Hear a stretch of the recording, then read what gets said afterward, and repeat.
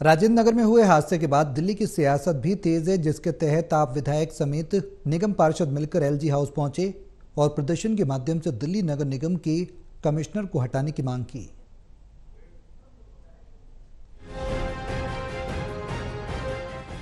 राजेंद्र नगर में हुए हादसे के बाद दिल्ली की सियासत भी तेज हो गई है। आम आदमी पार्टी के विधायक और पार्षद सोमवार दोपहर एलजी सचिवालय पर प्रदर्शन किया।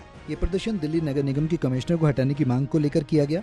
नालों की सफाई न करने पर अधिकारियों पर कार्रवाई की मांग की। मौके पर मौजूद आप नेता दिलीप पांडे ने कहा कि बीजेपी अपनी गलतियों को बयानों के पीछे छिपाना चाहती है, बल्कि कई बार सौरभ भारद्वाज ने मीटिंग के जरिए अफसरों से काम को लेकर संज्ञान लिया। कई शिकायतें भी पहुंचाई गई, लेकिन कोई एक्शन नहीं हुआ, जिसका नतीजा ये हुआ कि समय रहते नालों और सीवरों की सफाई नहीं हो पाई और एक घटना घटित हुई।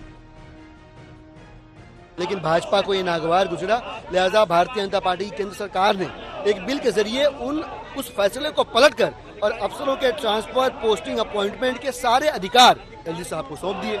भाजपा के कंट्रोल में सब कुछ आ गया।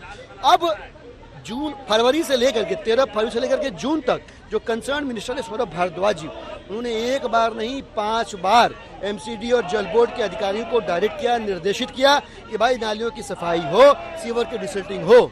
ये सारे अधिकारियों ने 5 महीने में आना भी जरूरी नहीं समझा, करना तो छोड़ दीजिए आप, और ये सारे अधिकारी एलजी साहब के अधीनस्थ हैं।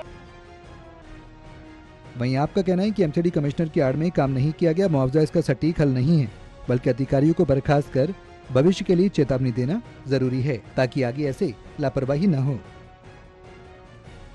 आज दिल्ली के अंदर जितने भी अधिकारी हैं उनको सस्पेंड करने की जो ताकत है वो केंद्र सरकार ने पिछले साल मोदी जी ने एलजी साहब को दे दी थी। तो हम आज एलजी साहब के दरवाजे पर आए हैं ये गुहार लेकर कि जिन अधिकारियों के निकम्मे पने की वजह से आज 3 बच्चों की जो होनहार बच्चे देश के, जो आने वाले समय के अंदर देश के आईएएस ऑफिसर बनते, देश के बड़े प्रशासनिक अधिकारी बनते, उनकी जान चली गई है।